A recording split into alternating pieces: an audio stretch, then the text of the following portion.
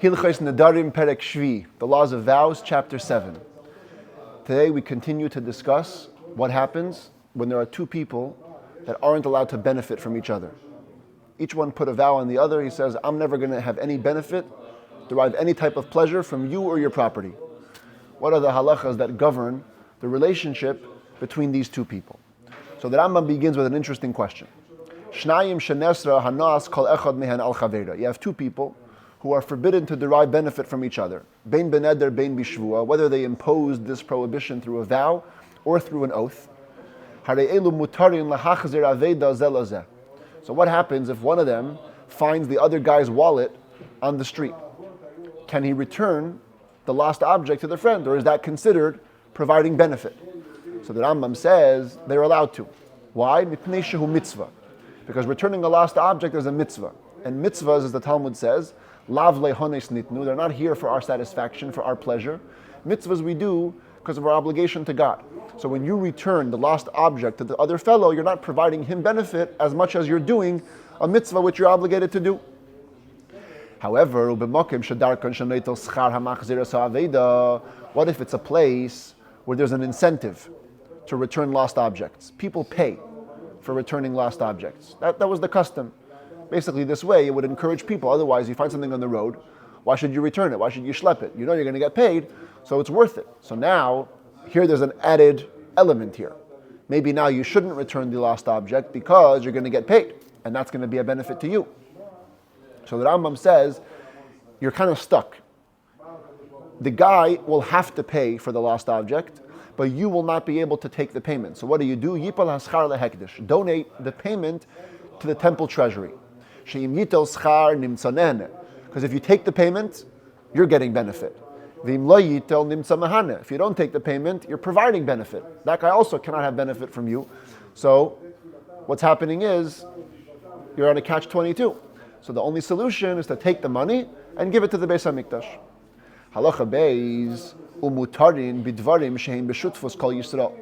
Anything that's owned jointly by the entire community of Israel, both of these Jews could use. Even though each of them has a portion in that communal object, it's infinitesimal, it's tiny, not significant enough. For example, again, Har HaBayis, the Temple Mount, the Halishkais, the Ha'azarais, the chambers in the temple, the courtyards in the temple.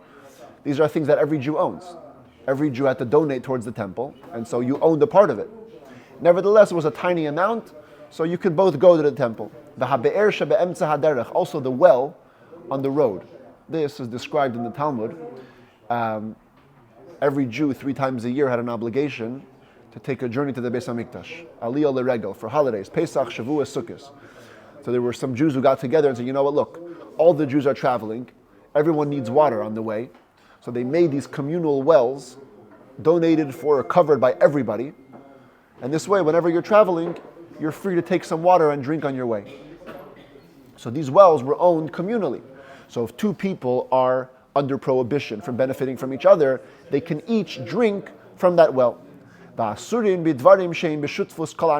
However, they're forbidden to partake of things that are only jointly owned by the city. By the entire Jewish people, it's okay. But if it's only, let's say, Sherman Oaks, we have a joint-owned shul, for example. Synagogues are considered to be a communally, jointly owned entity. So, says the Rambam, if two people in this community were to declare a prohibition of benefit on each other, you both could not enter this shul. The main town square that was usually owned by the Jewish people and used for services on fast days, the Hamerchat, the public bathhouse, Ubeis HaKnesses, and a shul, the Hateva, and the Holy Ark, the Hasfarim, and the Torah scrolls inside it. These are communally owned things. And they're specific to the city. You can't say it's all the Jewish people own it, so your part is tiny. How many Jews live in this little neighborhood?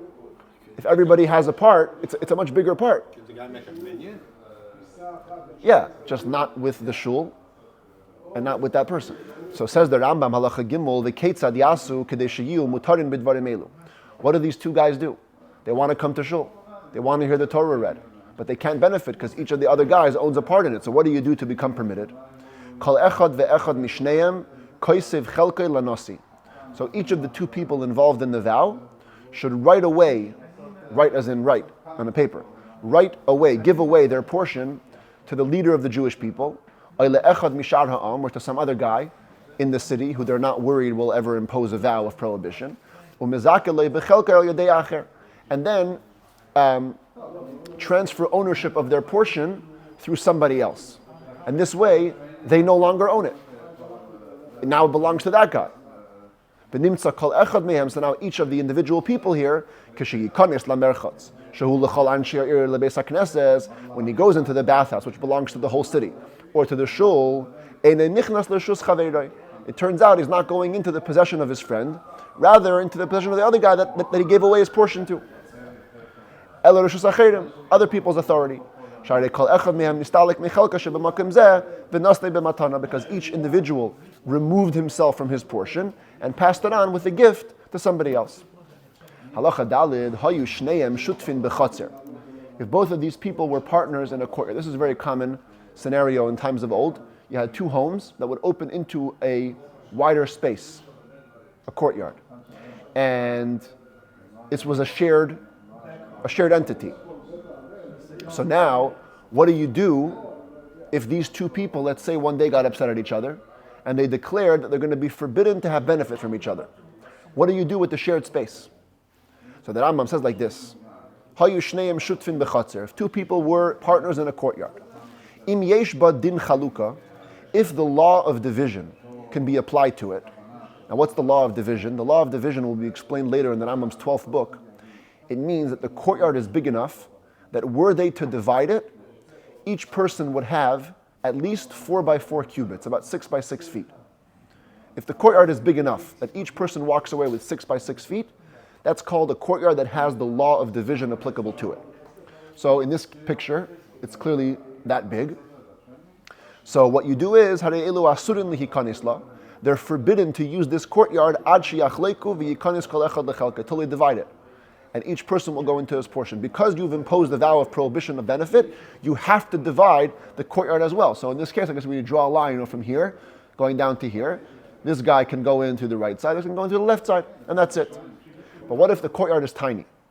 If the shared space between the two homes is so small that the law of division doesn't apply to it, in other words, if they were to divide it in half, each guy wouldn't walk away with 6 by 6 feet. So now, kind of the loss becomes the gain. Because they can't divide it, each person can use the courtyard to go into his house, and he'll just say, listen, I'm going through my property. I'm not infringing on yours. I have to get to my house. So I'm going through my courtyard. Either way, no matter how big the courtyard is, once they've declared a vow of prohibition on each other, they both are forbidden to use the courtyard as a place for storing other usual functional things, like a mill, an oven, or to raise chickens in a courtyard. The Talmud talks about these specific cases if partners can put them into their shared courtyards. Here, for sure, you can't, because here they've declared a prohibition on each other, so it's definitely out of the question. Halacha hey shnayim shayushutvin b'chatzer.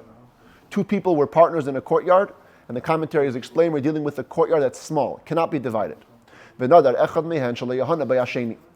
one of them makes a vow that the other one will not have benefit from him.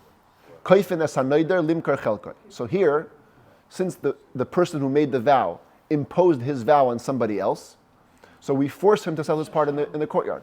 You can't retain your rights and put the other guy through pain. But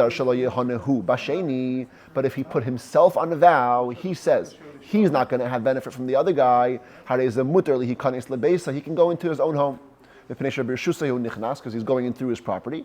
But he cannot use the courtyard for any other purpose, as we explained, because you've declared a prohibition separating yourself from the guy. And you have two guys who own these homes, they're partners in a courtyard. And somebody else, there's a third guy who's forbidden to have benefit from one of the two. So let's say this guy is the guy. So there's another, Mr. C is over here, he can't have benefit from this guy's home. Can he go into this courtyard? It's partially owned by him. Says the Rambam, the third guy can go in to the courtyard, Because he'll tell the person upon whom he's prohibited, look, I'm not going into your property, I'm going into this guy's property, the friend of yours. I'm not going into your property. There's a Jew who decided he doesn't like a specific non-Jewish nation, and he forbids himself to have benefit from that entire nation. This whole group of goyim. Says the Rambam, if he needs to do business with them, he needs to do it at a loss to himself. So he'll buy from them for more than the market price, and he'll sell to them for less than the market price. But if he forbids his benefit onto them, now why they would listen to him is beyond me, but let's say he's a very important person, and this nation really, really, really wants to do business with him, but he's put a vow that says, no, nobody can have benefit from me. So im shaymin loy, if these people are ready for whatever reason to listen to him, he's a very popular TikTok influencer, let's say, everybody wants to buy his merch, and he says, no, nobody can have benefit from me. So if they listen to his vow, which would allow him to buy from them at less than the market price and sell at more than the market price, mutter, then it's okay to do that kind of business because he's abiding by the terms of his vow. We don't impose the decree we learned yesterday, that you shouldn't sell because it might lead you to buying. Yesterday we said if I forbid myself to have benefit from you, I can't even sell you something, even though I'm not really providing myself any benefit. Why? Because if I sell, maybe I'll buy. So here also, why don't we say this guy shouldn't even sell to this crowd, because maybe he'll buy from them. Says the Rambam, that decree only works with a one-on-one thing. He didn't declare a vow of prohibition on one specific person, so we can impose that decree. He made a vow to the entire nation. And when you're dealing with a lot of people, the chances are if you don't find one guy to do business with, you do business with someone else. It's no big deal. Therefore, for the same reason, if he forbade them to have pleasure from him, he can lend them things, he can lend them money, but still, to abide by the vow, he shouldn't borrow money or borrow objects from them, but we don't impose a decree of one way over the other. This guy is so done with this big nation, he declares a vow of prohibition this way and that way. They can't have benefit from him, he won't have benefit from them. So of course, business both ways is forbidden. He can't do business with them, they can't do business with him. He can't lend them objects, nor borrow, nor lend them money, nor borrow money. Halacha tes. That's all for a complete nation. What if it's more zoomed in? He only forbade having pleasure from people in the city. So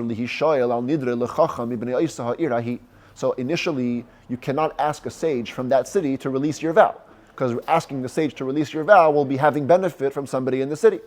But if you did, after the fact, go ahead and ask him for a release, and he released your vow, the vow is permitted, as we explain, the commentaries explain here, because when you release a vow, it's as though it never existed. And so, retroactively, it turns out you didn't have any benefit from anybody in the city against your vow. If somebody declared that he will not have any benefit from people, everybody, he doesn't like people, little sociopath, I'm done with people. But now he needs food. So, he can derive benefit from the 3 gifts that have to be left over in every field. We're going to explore these laws later in the next book of the Rambam. Leket means when you're gathering grain, any stalks that fall while gathering have to be left to the poor. Shikha means any forgotten stalks. While you're bundling or while you're harvesting, you forget stalks, you got to leave it for the poor. And peya is a corner of the field. Every field that you cut, a corner must be left for the poor. So this guy, who decided that he's not going to have benefit from anybody, he can take these gifts that are left for the poor, umaisar ani, and also the tithes to the poor. This is our famous Truma Meiser chart. Every time you have crop or produce, you have to give 2% to the Kohen, 10% to the Levi, and another 10% must be taken. And depending on which year of the agricultural cycle it is, either that tenth has to go to Jerusalem with you, or it goes to the poor. Years 3 and 6 of the Shemitah cycle is Meiser Ani, tithes for the poor. So this person who forbade himself to have pleasure from anybody can take these tithes and this leket shichacha and peah. However, with one condition, hamischalek bigranos avalei b'sei chabayis. Only while it's being given out in the granaries, not once the owner has taken them home. Once the owner takes them home, you cannot benefit from it. Halacha yed aleph misha asar hanoyasei al hakohanim al levim. Somebody says he doesn't like Cohens. Here we are, 2 Cohens in the house. He doesn't like a Cohen, and he says no Kohanim, or no Levites for that matter, can have benefit from me. Now, here's the problem. Every farmer has an obligation to give 2% to the Kohen, 10% to the Levi from his crops. Now I've said no Kohen can have benefit from me. So what do they do? Says the Torah, says the Rambam, Hare elu boyin v'noitlin matliseim al korchai. The Kohanim can enter my property and take the gifts against my will. Now, if I label specific Kohanim, the Amar Kohanim elu, Levim elu, if I say I don't like these Kohanim, these guys can't take my stuff, or these Levim can't take my stuff, then Hare elu asurim, then it's forbidden, because he left the option open for someone else to come. If you forbid all the Kohanim, so now you've forfeited your rights. The Kohanim come and take whatever they want. But if you said only these Kohanim, these Levim, so they are indeed forbidden. And you give your Truma Meiser to someone else, another Kohen, another Levite. This is what's called in the Talmud, Toivas Hana. A person has a right to give his gifts to whoever he wants. The same thing would apply to the gifts that go to the poor with the poor. If I say, no poor people can benefit from me, so all poor people can come in, take whatever they want from you for the gifts that are meant to be for the poor. If I exclude specific poor people, then those guys are excluded and everyone else can come take. A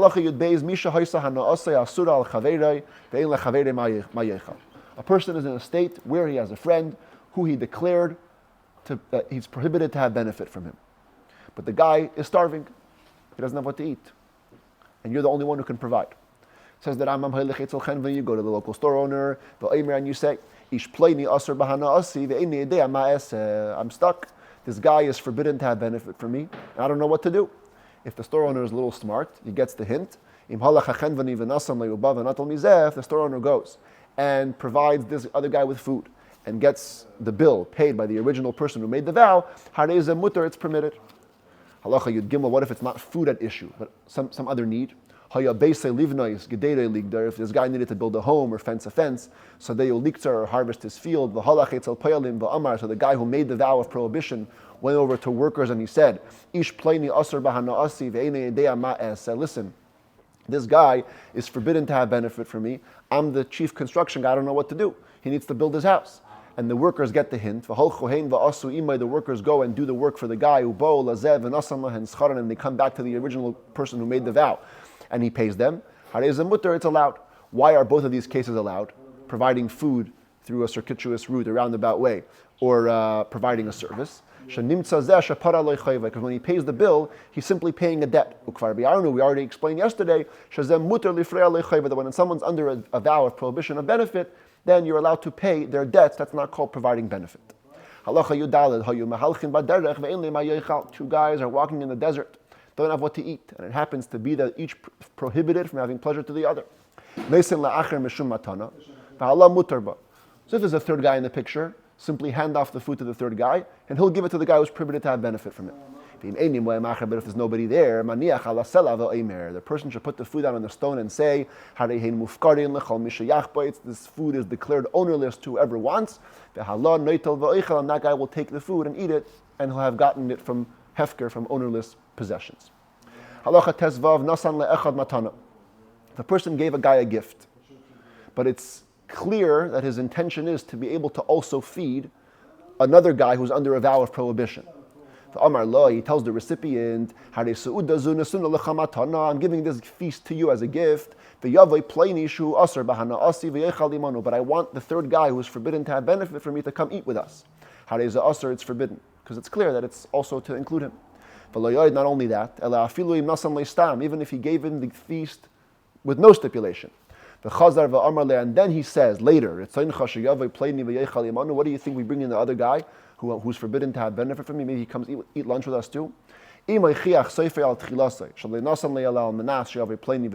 it's clear from the beginning proves that the end, proves the beginning, that he always meant that this person should come eat with them. Also, it's forbidden. For example, it's a big feast. He wants to bring his father or his teacher, upon whom he made a vow of prohibition, to come eat from the meal. In which case the size of the meal proves that he never meant to fully transfer ownership to this one recipient. He always had in mind for the guy under the vow to come enjoy as well. And the same applies to all similar situations where it's clear you can't use this trick. Any gift which, had the recipient consecrated it, would not be considered consecrated is not a gift. So when you give a gift to someone else to transfer ownership to a second guy, the first recipient isn't an agent. The second guy will only acquire it once the first guy transfers ownership to the second guy. If the first recipient never ends up transferring ownership to the second intended person, so nobody gets it, not the first guy or the second guy. And then Rambam concludes with the following case. A person got into a fight with his son-in-law, and he decided that his son-in-law is forbidden to have benefit from him. However,